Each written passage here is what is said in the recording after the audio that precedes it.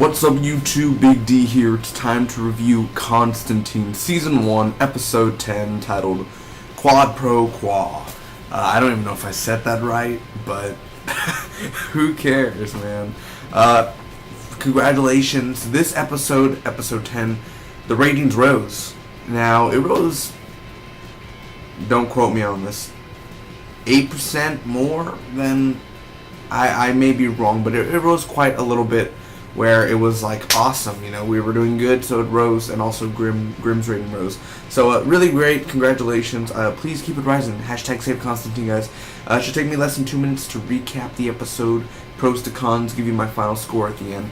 Thank you guys so much for joining me here. There's only 3 more episodes for this season of Constantine, so let's stick to it, baby. I'm gonna go real quick, just talk about it, recap, refresh your brain. So there's a flashback in the beginning where Chaz, it's 2 years earlier, and Chaz is in the bar, and he's watching this band, and Constantine's there, John, but he's doing something with a lady, and basically Chaz is watching this band, Lily and Axe, and basically a fire happens at the bar, kind of like Jennifer's Body type of pyro, and everything happens, and everyone dies, except Chaz. Will find out how it came back. Chaz's daughter is knocked out, and she's technically in a coma. Her soul's been taken, and she has celestial burn marks. Renee's angry at John, which Renee is either Chaz's ex-wife or wife. I'm assuming ex-wife now. So Renee's really mad. She's like, why is he here, and all that.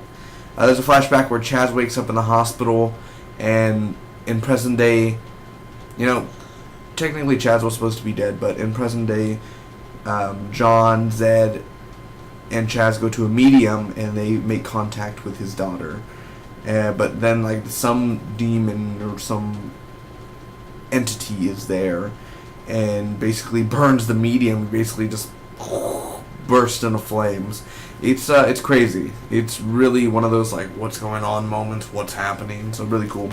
There was a jump scare. There were 2 jump scares that got me, and it's hard to get me sometimes. But on TV, having a jump scare, that's something awesome. That caught me off guard, man. So the team heads to Hodgkin's Railroad Yard, and we meet Felix Faust there. Felix basically wants John to work for him. He's looking for the Carabassin, and basically John and Zed go after him, or after the animal, the Carabassin, the monster, the beast, and hide and seek, basically. And there's a flashback where Merlin created a spell, which it doesn't show Merlin, but of course the almighty magician Merlin, from way back when, man, he created a spell that Chaz has, basically. And it was only a myth, but John got it right. And basically, the 47 people were in that bar that died that day is in Chaz. Now, I don't know technically if that means their souls haven't gone to heaven, or which the natural order. It's just that their souls are in Chaz. So he has 47 lives. And of course, we've seen him wasted throughout the years of him dying and coming back. But he was supposed to die in the fire, but he came back. So John and Zed kill the Carabas, and Chaz knocks out John, which is a really cool moment. It's like one of those, like, what's going on? What are you doing, Chaz? There's a flashback where he missed his kid's party. His kid is named Geraldine. It's hard to say her name. It's kind of a weird name. But he misses her party, and he basically, I like how he was like, me and John, you won't believe this, but we killed the Monkey King. I'm pretty sure that's a reference to the comics somehow. So he kills himself in front of Felix with a knife, and of course he was saying, like, I'll exchange 32 souls if you give me my daughter's soul back. And he tricks Felix, and he uses a frag, and he basically explodes. One of the most badass moments ever on TV, and Renee sees it, and she's all freaking out. And of course, Chaz comes back. He has a picture of the 47 victims, and he shows his daughter, and he's like, I carry them around every day.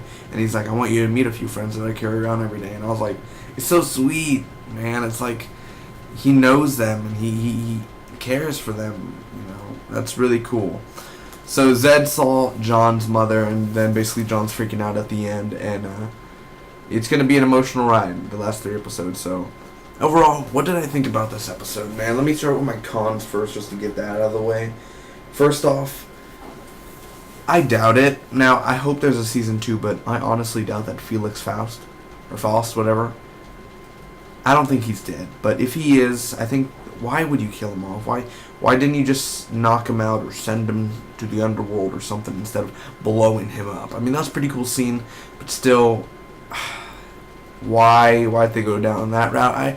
I'm not a big problem, but if he is dead and that's it, no. Why would you write him off like that? He could have been more of a better character. I'm not saying he wasn't a bad character, like, oh, it sucks. He was really cool. Just wish we could have had a little bit more of him. And the lighting. Some of the lightings, like in the beginning, it was super, super, super dark. And I could barely see anything, man, that's going on. So the lighting, not throughout the whole episode, but just parts, had some horrible lighting. Not like during daylight, but I mean at nighttime. It was kind of tricky on what's going on. And some of the camera angles in the bar fire scene was kind of like, whoa, what's going on? And this is happening, and that's happening. So it's kind of like really freaky, and you're kind of confused and dazed. Dazed and confused. You see what I did there? Yeah. So the pros. First off, let's give a hand to the actor who plays Chaz. Chaz is amazing. He is really cool. He's one of my favorite characters ever, and he's just one of the greatest sidekicks. Chaz has a centric episode, and I loved it. It paid off. I love the action in this. I mean, this ain't an action-packed episode, like, you know, guns blazing and knives, everything, but for what we had, it suffice. I like the plot. I definitely like it how it's Chaz's daughter. Once I found out it was Chaz's daughter, that was the one knocked down in the beginning, I was like, it's all connected. It's all connected. It's emotional, and I love the jump scares. I don't always get jump scared, so I'm happy about that. I love the ending of how it's going to deal with John's mother, or hint at it soon in the future. The flashbacks were well done, and it's always like DC, Arrow does flashbacks. Sometimes the Flash does flashbacks. No pun intended. And Gotham, have they done a flashback? I think they've done a flashback. Maybe once. Maybe. I don't know. I don't think so. Maybe they have. But the thing is, I love how they just do flashbacks, and Constantine did it right this time. I love the acting. I love the way they all portray their characters and how this episode went.